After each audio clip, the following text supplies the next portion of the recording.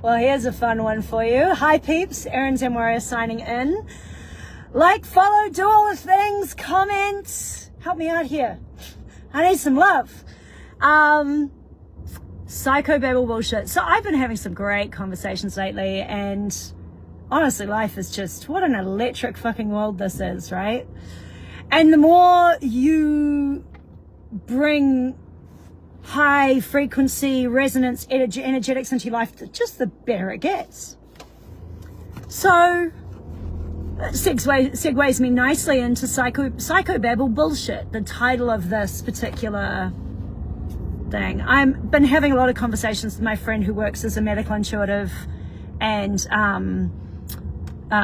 ancient healing arts practitioner in the States, and she and I we have a good time talking about some of the stuff that we deal with, some of the people that we meet, and just general life stuff as well. And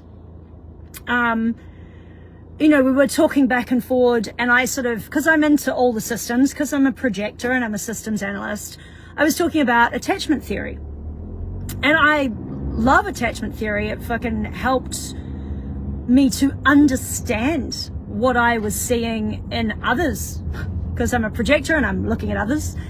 And then, of course, it actually helped me to understand myself, because what the projector sees out there helps it to recognize something in itself. And she kind of said, well, and we're here in New Zealand, she said, the Maori really aren't into, especially the Maori healers, aren't really into that kind of stuff. And she said, because it becomes very heady, like psychotherapy, all that sort of stuff. And I was like, yeah, I think that's overly simplistic. It is overly simplistic to say that psychotherapy, psychoanalysis, attachment, all this theory stuff, that it can just become heady crap that actually leads to more avoidance. However, I think it's also accurate to say that. I think it's also accurate to say, in this world of everyone's a teacup cereal packet therapist on YouTube these days, and basically doing what I'm doing, exactly what this is here, kind of creates a situation where people are actually intellectually taking it on, but they're not doing anything really with it. And I said, yeah, but that's actually like anything. That's like meditation, or the mindfulness craze is perverse meditation, a lot of it. Not because there's anything wrong with any system. And that's sort of what I said back to her. It's not because there's anything wrong with any system. It's that our application of the system tends to become heady. And so a lot of people do go to psychotherapy. I mean, I've dated a few different guys, and one of them, I remember him saying to me, I've been to therapy, I know my stuff. I'm like, yeah, it's not enough just to know it. That's step one, to see the contrast. Step two is, where are you going to take it? What does it inspire you to? Do you want to stay fucked forever? I mean, we're all probably fucked forever. That's the reality. You're always in process. There's always some fuckedness in you, right? But do you want to stay as fucked as you are right now, or do you want to go on the journey? Even if you don't really get anywhere, the journey is the point, So it's like people kind of open this box, and my friend, she's totally right. And we see this all the time in our jobs. That's why people are still sick. Because you looked under the hood and you went, okay, yeah, I've got anxiety. I've got anxiety. Cool. I know I've got anxiety. Oh, there's medication for that. Yeah, that medication comes with effects. Not all of those effects are handy. And one of the biggest effects is what you just did was you pulled the lid back over the fact that you have anxiety, instead of becoming responsible and sitting with that energetic and realizing you are not your anxiety, and it is not a disease that got you from the outside world. You're not unlucky. Actually, quite the opposite. You are being invited. You are very lucky. You are being invited to radical self-responsibility. And that's, you can use any fucking system, in my opinion. Any system can be good, and any system can be perverse. She also said to me when we started talking human design, she's like, oh, these, even astrology, blah, blah, blah, they can become very heady. headiness in the human design community is rife. It's terrible. You know, it's fucking everywhere. I went through it, you know, and I have to watch myself with it too, because it's easy to go there. And some people think I go there more often than not because of the way I talk about it as a projector. And it's like, no, just sometimes I forget you're generators. And you just can't take that depth. It's not actually me being heady, but I am making you heady. Or landing you in a headiness because you're struggling to digest what I'm saying. That is not a reflection on intelligence. That is an understanding of auric reality. Generators are not designed to take so much in. It's not helpful for them. So, you know, we're living in a world where it's really easy to farm out your responsibility. And here's the tricky way your ego does it. Oh, I see myself. Good, I'm done. Oh, but I know who I am. I know what I am. I know I have this flaw. That's nice. It's one thing to intellectually grasp it. It is another thing to integrate it, to work with it, to sit in it. I had a good connection client of mine talking to me about her anxiety a lot lately. And she's struggling, if I'm really honest. She's really struggling. She's really in the shadow, in the dark, in the depths of it. And being in the depths of it,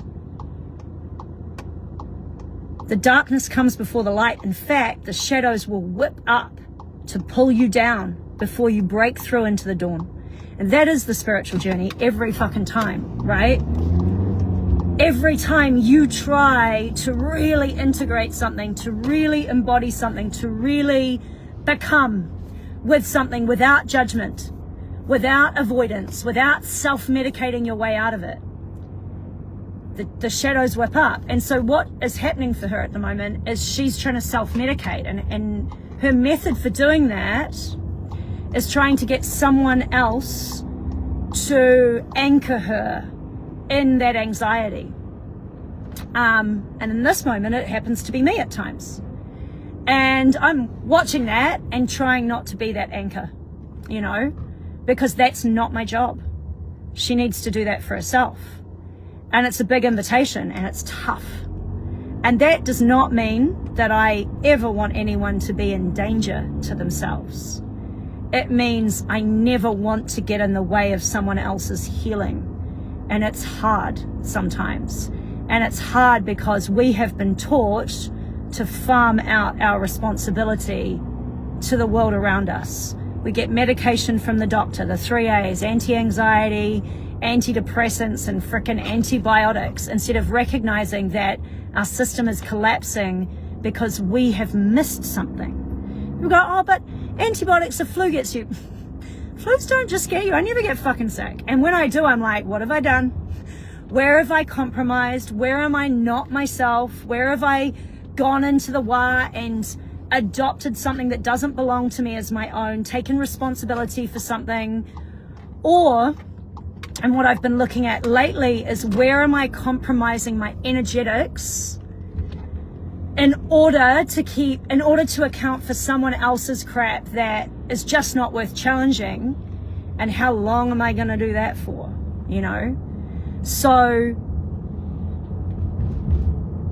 you know, we farm it out. We have been taught to farm it out. And when you travel back inside, you are being invited to take it on, to sit in it, to be fucking uncomfortable, until you realize it's only uncomfortable because you don't know it, because you have not sat with it, because you have not really looked under the hood and gone, all my shadows, all my darkness, my selfishness, my jealousy, my rage, my everything, it's human.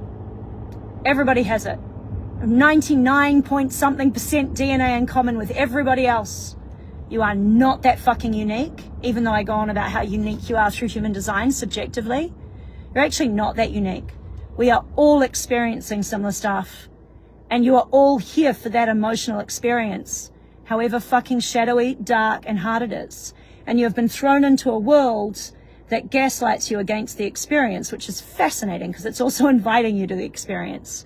How does it gaslight you? It tells you not to be emotional. It tells you not to be depressed. Depressed is a disease. No, it's not. It's an experience. Do some people need medication? I'm not even going to touch that. That is up to you to decide. But there are plenty of people I know who've gotten off their medication, and much to their expansion, even in their shadows and even in their darkness. If you're a danger to yourself, of course, you do need to seek help. If you're really suicidal, you do need to seek help. And I'm not really speaking to those people. I'm speaking to the 95% of people who've been put on antidepressants because someone said that, you know, oh, you're going through a divorce. We just need you could just experience what it is to be sad because your relationship ended.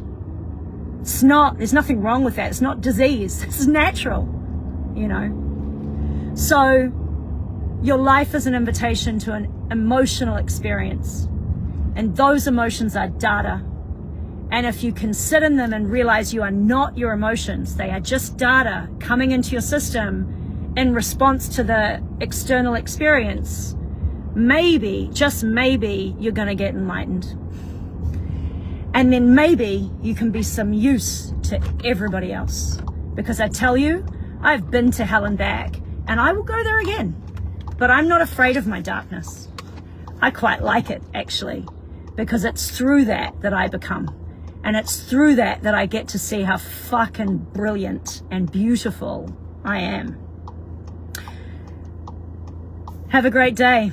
Erin Zen Warrior signing out. Comment, like, do all the fun things, follow along, and please, if you have stuff to share you don't want to share with everyone, I will respect it. Also, some acknowledgement to some clients of mine recently. I meant to do a video about this and I might re-mention it again in the next one. 2 clients within a week of each other, both men, what a show of masculinity, both said to me, there are certain things I don't want you to share with the world, but I'm actually very happy for you to use what we talk about. And obviously I don't mention names here. That's not relevant at all. But I often do talk about the people that I'm working with because their experience is human and they are struggling and courageous as fuck. I think anybody working on any of this stuff is courageous, and certainly anyone working with me is courageous, because I'm not here to carry you. I'm here to help you carry yourself. So I really, really appreciate the openness of those men and the courageousness to allow themselves to be reflected back quite publicly, you know, and to let that sit. And I am pleased, really pleased that it's men, actually, because I'm rooting for you guys out there, man. It is your time. Have a great day. I'm out.